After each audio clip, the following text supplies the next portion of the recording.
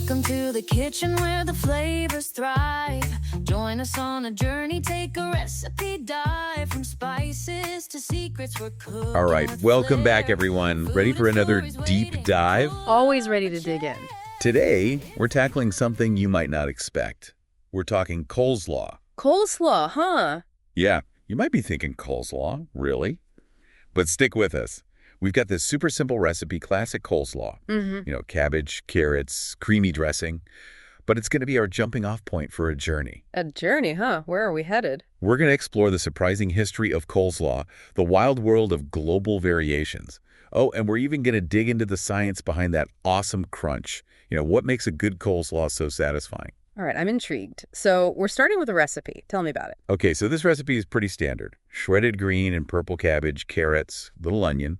Then the dressing is mayo-based, but it uses apple cider vinegar for tang and a little Dijon mustard and honey. I gotta say, that mix always sparks a debate in my family. Creamy versus vinegary. Which side are you on? Well, I tend to like a bit of tang, a little pucker. But honestly, what I love about coleslaw is that it can be so versatile. You can tweak it to be exactly how you want it. And this recipe actually does a nice job of sort of bridging that gap. It's got the creaminess from the mayo, but that vinegar gives it a kick. Yeah, it's a good balance. And that got me thinking, it's not just some random combo someone threw together. There's got to be some history behind these flavor choices. Right, absolutely.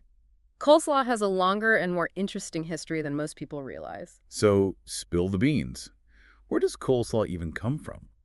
Well, believe it or not, we got to go all the way back to the 18th century, to the Netherlands. The word coleslaw actually comes from the Dutch koolsla, which literally means cabbage salad. Cabbage salad, huh? That sounds pretty straightforward. It was. The early versions were much simpler than what we're used to. Think shredded cabbage, a little oil and vinegar, maybe some herbs and spices. No creamy dressing back then. So it was more like a salad than the slaw we know and love today. Exactly. Over time, as the recipe spread to different parts of the world, it started to evolve. People added ingredients, tweaked the dressing, and new variations were born, like the addition of carrots. Probably happened sometime in the 19th century. And mayonnaise. That didn't become a common ingredient until the early 20th century. Wow, so the coleslaw we know today is like a fusion of centuries of culinary experimentation. Precisely. And those variations are super interesting. Take the southern U.S., for example.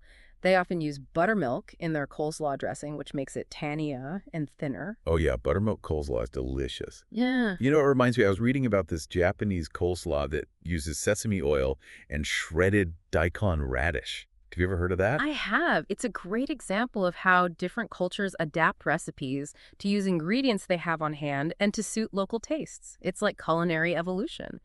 And speaking of how our tastes are shaped, let's talk about that crunch. I mean, that's got to be one of the best things about coleslaw. Oh, for sure. It's so satisfying. It's almost musical when you bite into a good coleslaw. You know what I mean? Okay. It's that interplay of contrasting textures.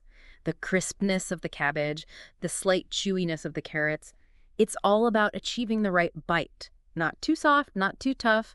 There's actually some pretty cool science behind it. Really? So it's not just about chopping things up the right way? Nope. The cell structure of plants like cabbage plays a big role. You see, plants have these things called pectin in their cell walls, which helps give them their structure.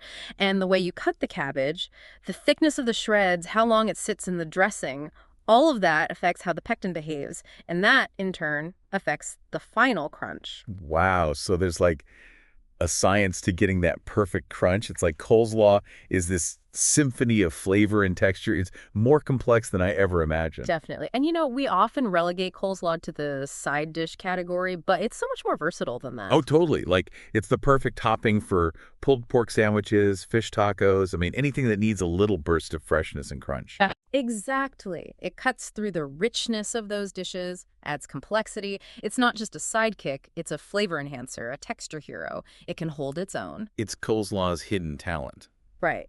And that brings me to a thought for our listeners. What does your ideal coleslaw look and taste like? Is it super creamy, tangy, spicy? Maybe you like to add some unconventional ingredients. Thinking about your ideal coleslaw can actually tell you a lot about your own culinary background and preferences. It's something to chew on. I love that. Yeah. I'm definitely going to be rethinking my coleslaw game now. And honestly, this conversation has got me craving some. Me too. Thanks for joining us for another deep dive. It's amazing what you can learn from a simple bowl of coleslaw. Absolutely. You never know where these deep dives will take us. See you next time. See ya.